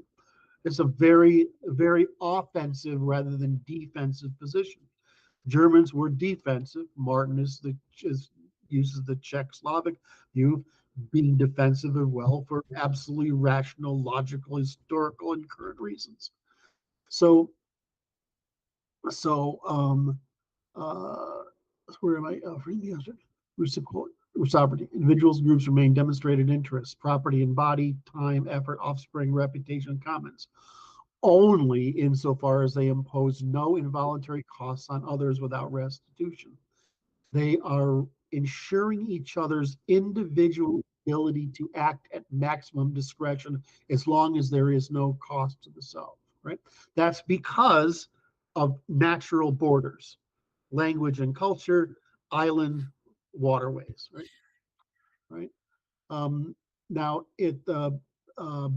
so it consists of rule of law, divided powers, individual responsibility, insurance of contracts, right? Blah blah blah. It evolved bottom up from Germanic, Greco-Roman, and common law practice, right? It's just a merchant way of looking at the world in one way, in the more advanced way, an entrepreneurial way, or a Viking way, and which is what Napoleon said. They're just a bunch of Vikings. Right? The German political thought is very different. It's the opposite methodological choice. They produce loyalty through idealistic and romantic organism, right? Organism. The state, the nation, the Volk is a living spiritual whole, right? With whose development or unity justifies top-down imposition. This is what you hear correctly from Martin. Humboldt leaned closest to classical liberalism, right? But even he's subordinate to national education, indoctrination. List rejected he's another author, rejected Anglo free trade reciprocity for protectionist national economy. Again, the right thing to do. The through line. Again, so did America. What? Before. So did America before the end. Correct. So my view, well, America's in this position of, America did it for the same reason that it happened for Germany, is that they were surrounded by, they thought of France on one side and Russia on the other. And they were mostly thinking about the British Empire. Yeah, and they were thinking, I didn't get there, and they were thinking about the British Empire. But when reality is that America was looking at Europe as those fucking warmongers, which I find really funny, given America's position today. So my point here is that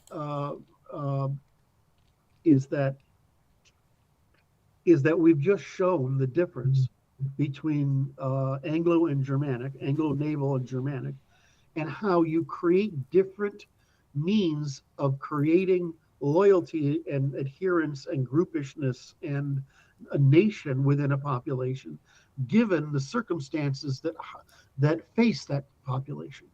And so this is why I say, I think Martin, my view is Martin tends to overdo it a bit, but that's okay. But that he is talking as a rational, continental state that does not have the freedoms and opportunities of a naval island state.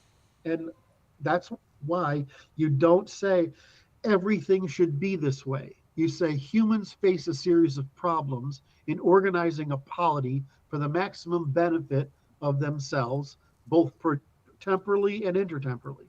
And what we try to do is produce a science that allows you to understand that, right? That there isn't a utopian ideal, that there's a spectrum from, wow, I have a lot of freedoms here, right? As long as we insure ourselves, but I got a lot of constraints here.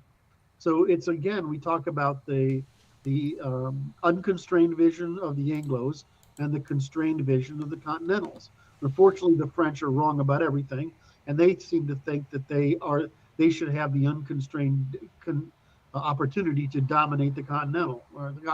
When our view is you want the Germans to do it. Anyway, my view is, I shouldn't say our view, my view is. It's also a difference between spatial and temporal thinking. Yes. I see if you try to turn everything into a market and define every relationship as a contract, then over time your civilization will be sold off. Yes.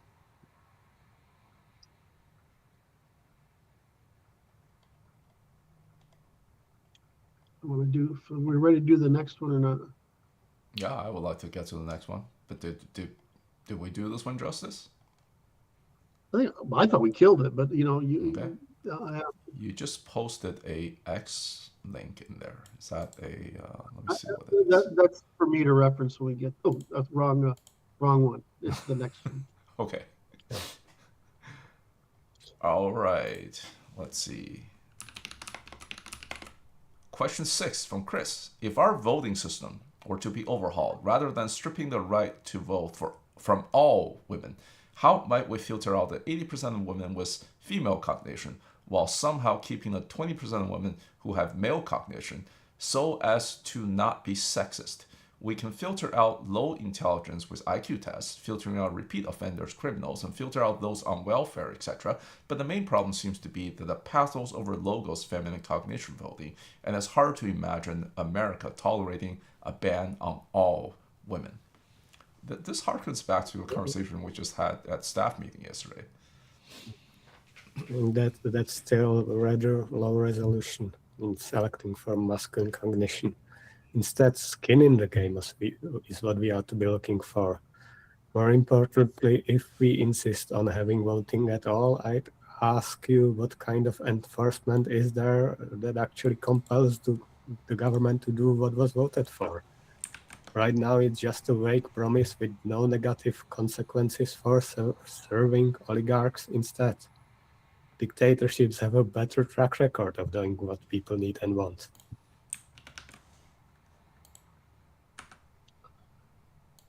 Let me see if I got this. You hit it with skin in the game, right? That's really the issue. All right. So I'm going to turn it back to first principles, is in that men understand the notion of responsibility for the polity through systematizing. And women see the responsibility through empathizing. And so the difference is that they are comfortable compelling others, men in particular, into redistribution without reciprocity. In other words, the female intuition believes it's being responsible when it's being irresponsible. Because responsibility by me as a person caring for my offspring, or as a person who is in my family caring for my kin's offspring, or as responsibility in my social group as limited care for other members of the group, that's directly perceivable empathizing. It's not indirectly systematizable. And the reason is, when I know you or your people, I can judge whether the thing will lead to good or bad. When I'm talking about systemically, you can't judge to whether it's going to lead to good and bad by the individual. There's no selection process. So when you produce a general rule like law, which affects everybody, what you're actually doing is you're licensing the people who do the bad thing, which imposes a greater cost than the benefit you're trying to achieve by redistribution. And when you're doing that redistribution, what you're doing is extracting from those who are productive for those who are not. So it's irreciprocal. So just to take off the behavioral limit, we know this is the problem, right? This isn't a mistake or whatever. We have overwhelming data that until women have skin in the game, which means they have the same interests as men under empathy that men have under systematizing.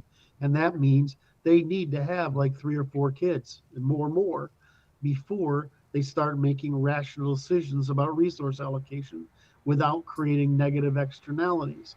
So what does this really mean is that young women are the problem, and we've vastly increased the number of young women who are unmarried and without children and are applying their instincts beyond the scope of the capacity of those instincts to judge and measure. They're just operating by what we call feels. So I would say, so that's to understand the underlying problem. It's not minor, it's major, and it's not that it's difference of opinion, it's that women are wrong.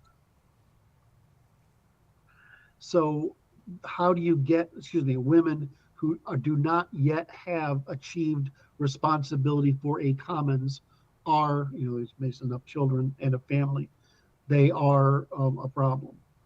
So if the question is a really good one, and I would say first that voting isn't a right like the right to life, liberty, and the pursuit of happiness or property for that matter. It's actually a license to participate in coercion. Mm-hmm. Right. So when you're voting, you're acting coercively. Therefore, there's a difference between positive coercion and negative coercion, or in other words, via positiva and via negativa. Most law should be via negativa, is it should be prohibitionary, right? But women don't do that. They do it as demand generation. They demand behavior from you at your expense. And they do it for an illusory commons, right? That is actually a mistaken projection of interpersonal relations where you have knowledge to extrapersonal relations where you don't. So the data is pretty clear. Adding women produced predictable shifts toward pathos-driven policy, welfare expansion, debt accumulation, dysgenic incentives, open borders, family dissolution, because female cognition is a bias toward higher neuroticism and empathy, risk externalization, someone else pays, evasion of responsibility, moralizing, shaming, rallying, gossiping, etc., and short time preference and commons production. This isn't all women, it's just enough of the women, probably the 80% of women, that actually cause that bias. So originally women were the conservative sex. That's correct. But, and franchising them just gave the state an excuse to manipulate them into positions they wanted to implement in the first place. So we could use some sort of filters, right? Whether you're paying more in taxes than received, that would basically eliminate almost all women from voter participation. Parental responsibility, we could tie their vote to the number of children raised. Obviously criminals, etc. I'm not in favor of this one. IQ and delayed gratification tests. I think demonstrated ability is what you want. Demonstrated bearing commons cost in military or civic service. I'm not a fan of women in the military, but I am a favor of women in what we call civil service, which is largely hospitalization, care, child care, elder care, and civic events. Those aren't sexist; they're sex neutral, because I'm addressing biological differences in cognition. Some other things I've recommended are multi-house legislature, right? So that we could have another house for women that met those standards. So we wouldn't be excluding women. We just make it hard for women to actually demonstrate competency to participate in coercion. That responsibility right there, that demonstration of responsibility is pretty useful. It's like when I think of Maggie Thatcher, I mean, she was fantastic, right? I mean, I would like to eliminate, I think it would be easier to eliminate all women, but the optimistic part of me that Martin likes to beat up on justifiably would say you're just safer not having any. You can the other one we've worked on is that the other idea we put forward is to criminalize female equivalents of male antisocial behavior. Martin and I have done some work on this. I think we've probably forgotten most of it by now, but we would actually, along with baiting into hazard, we would criminalize female antisocial behavior. The minute you write it down, it becomes sort of teachable. But we've had to constrain male antisocial behavior. We need to the way I put it is we must equally constrain female antisocial behavior. You may have to do this through constitutional amendment, but that's how we'll have to do it. And restore intergenerational family primacy, reverse no-fault divorce, tie benefits to pair-bonded reproduction, et cetera, et cetera. So we don't need to ban women. We need to ban irreciprocity and the 20% of high agency women will pass every filter and 80% won't. I don't just see this for women. I see this for men. The thing is, Yes. men already vote the sort of right way anyway. So I don't know if it's. Agency alone doesn't translate into loyalty to the nation. I'm going to go back to what I mentioned at staff yesterday. That just like you said, the voting is really a proxy for coercion. Right? You're engaging in group coercion through political means, and that coercion needs enforcement. And if those who vote are not the same people that Enforcing. can enforce, then that creates the disequilibrium. And inevitably, this disequilibrium will lead to errors in the system because your incentives are then not aligned. I mean, by that measure, right? So I'm in favor of, in order to vote, you have to be a member, either a serving member militia or has a proven record of participating in militia, and then military and police really being drawn from the militia. And by that account, right, I'm basically saying I should not vote. I should not have the ability to vote because I don't have skin in the game. Now, if I have ways to join the militia, then great. I would be more than willing to serve there. I'm not sure that. Any responsibility. I don't know how to get around that. Yes, I demonstrate responsibility, but not responsibility in the sense that there's a way for me to enforce the laws that I vote, that how should I put it? To enforce the laws that I vote towards, if that makes sense. Yeah. I have the ability to, but I have not demonstrated the history of doing so because I lack the ways to do so. Mm-hmm. So I guess what I'm saying is my preference is to set a much higher bar than either of you proposed. I think that the thing that I couldn't solve is because females bear the responsibility of producing the next generation, i.e. the next generation of warriors and so on that can actually uphold these laws. They also have, at least the mothers, they also have a skin in the game. So how do we give them the ability to express that skin in the game without opening up universal franchise? Or without and limiting the extent of harm that they can cause in a polity by their propensity to hyper-consume. Mm-hmm. I'm not sure if I conveyed that correctly, adequately. Yeah, I know how the Scandinavians do it, but I don't know how you recreate it. It's very signaling, ostentatious signaling is looked down upon heavily. It's a social norm. It's not codified into law. Right. But they recognize the prisoner's dilemma from the previous question.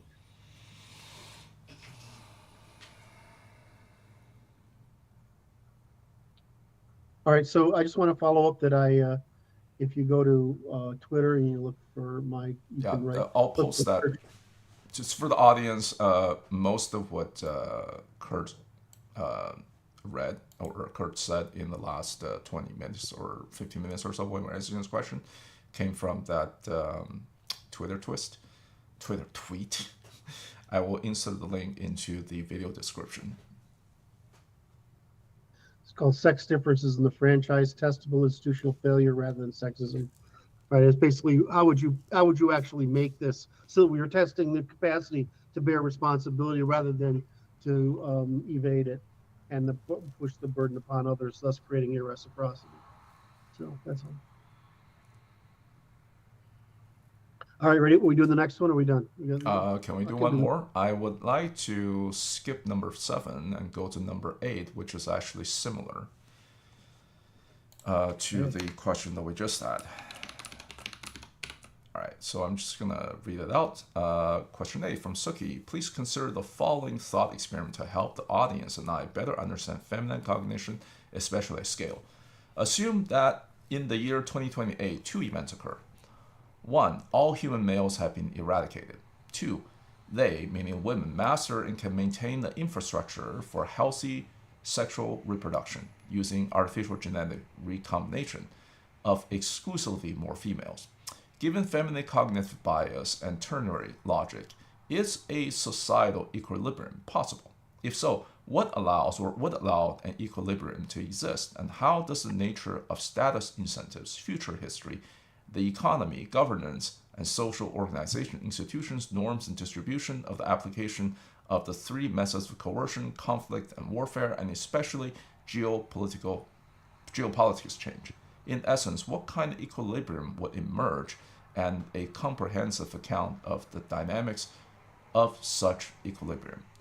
Also, how does the percentage of women in their periods on any given day influence the nature of the dependent variables stated above? Thank you. I can already hear some women heckling at each other in Congress over petty stuff in this scenario.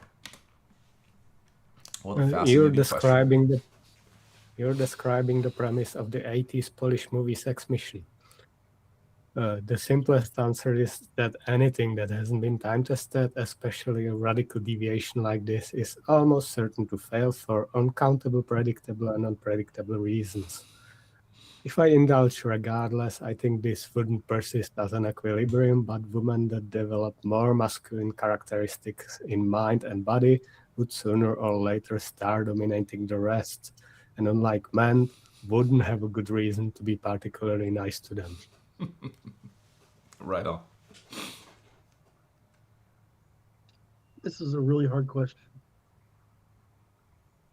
because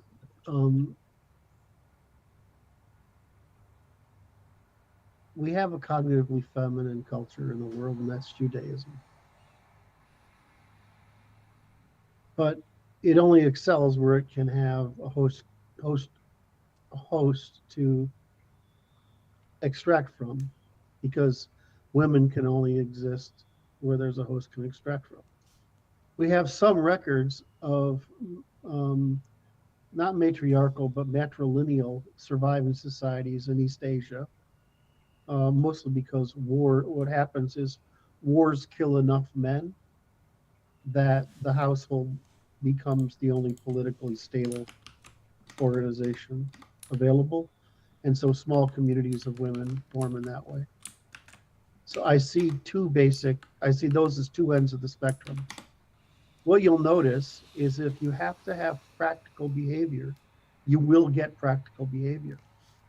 The question is, can you get practical behavior like Israel at scale with women? And that is very hard to see happening. Jewish culture works because as diasporic, it can essentially practice feminine. It's really matrilineality, or it's not matriarchy. The men still govern, but I mean the society is built around the female household. So if you look at it from that perspective, what evidence do we have? And we have plenty of evidence that any society that becomes run by women dies. And we have any evidence that any Western civilization, at least, that becomes dominated by women in the political class dies. So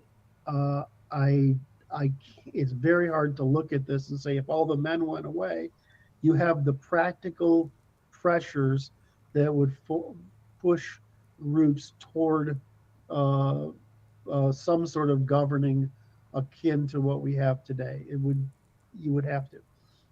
On the other hand, you have the natural behavior of women, which is not systemizing, it is empathizing. and it is very social, and so you get to this position where, and that what is it, about on every day 5% of women are on a menstrual cycle somewhere, right? I don't.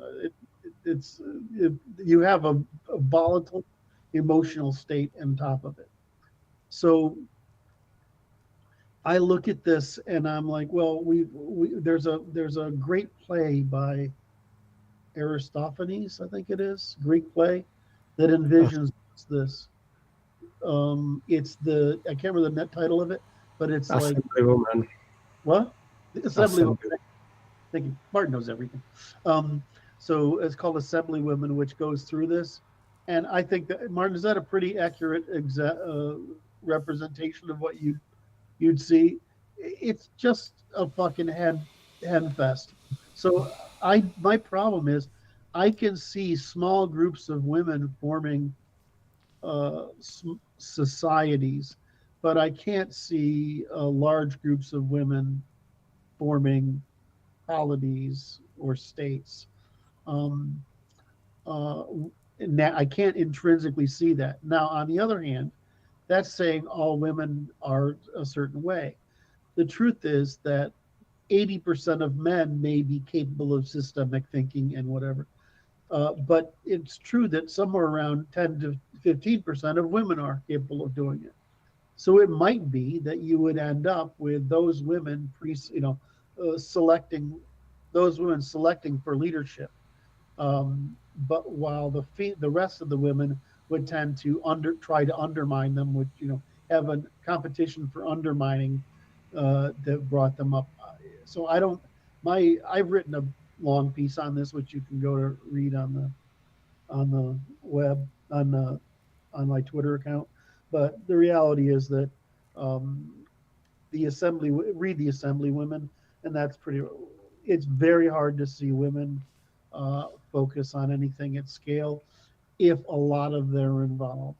If there is some selection process by which you form a masculine-oriented, feminine minority that is given sufficient education and training, it would be possible to see something evolve that was pretty effective, though I would argue the pettiness would prevent it from being competitively survivable over time.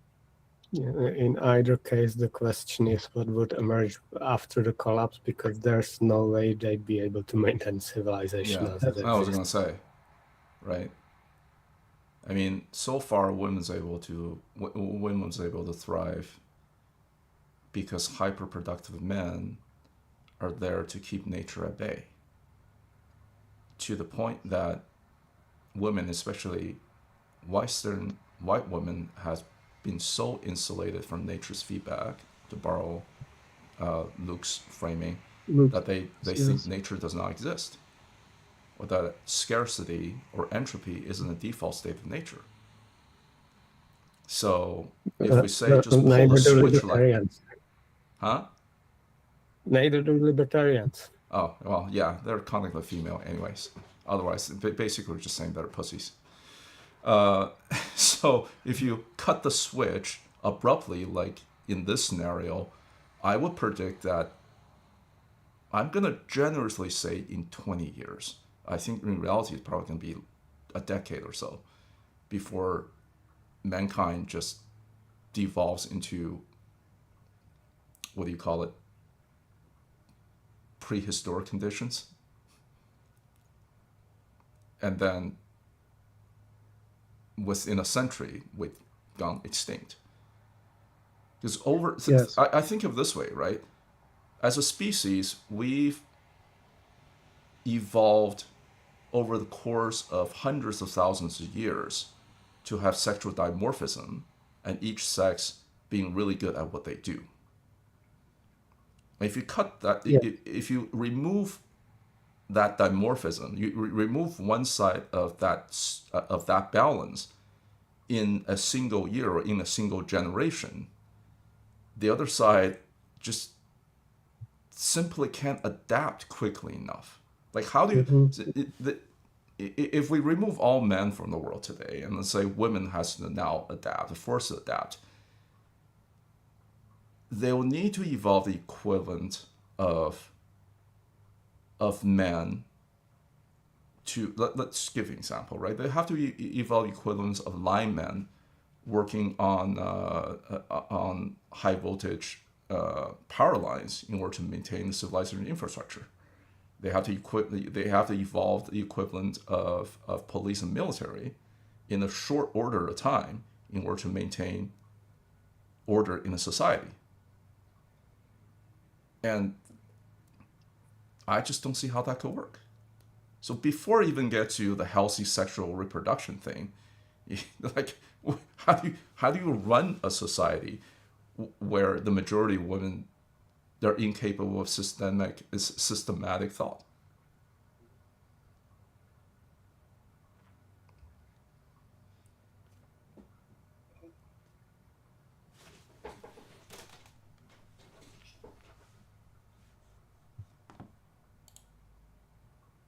Curt, what are you thinking?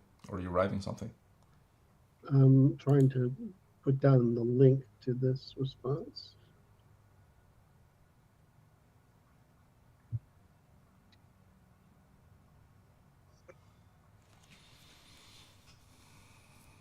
All right. It's very hard because, I've worked with pretty amazing women, though the cognitive bias is always and everywhere there.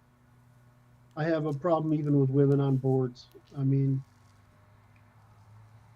they're great at bringing relationships to them, but the quality of information you get out of them is crap. And it's often would be harmful to follow. And you see this with female CEOs. They're good. They're good at managing a decline, but they aren't good at reversing it. And so when you put a CEO in, you've basically said we've hit our maximum capacity. There are some areas where this is not true, but they're exclusively women's consumption-driven things. In any event, yeah. So I don't really know what else to run with here. I've posted my response up on Twitter as what would happen in an all-female society. For those who want to read it, but it's just covering what we have here. I agree with everything Martin and Francis said. All right, I think we have gone on the 30-minute encore, and we've done the audience justice. Okay. Yeah, but we were 20 minutes late also, so. Or we're usually 15, 20 minutes late. All right, so am I to do the closing? Yes, please. All right, thank you, everyone. This is Francis, Martin, and Curt for the National Institute. This is our bi-weekly office hours we usually conduct on Fridays. The links are below for you to submit a question, and we look forward to getting them from you, and I hope this was valuable. I guess we're still looking for somebody to break this up into. I just need to work on it. Because the AI I'm getting AI to do it. So evidently there is a way. I just haven't got the chance to dig on it further. All right. Love you all. Thank you very much. This was a lot of fun. Thanks, Martin. Thanks, Francis. Have a good one. See you, everyone.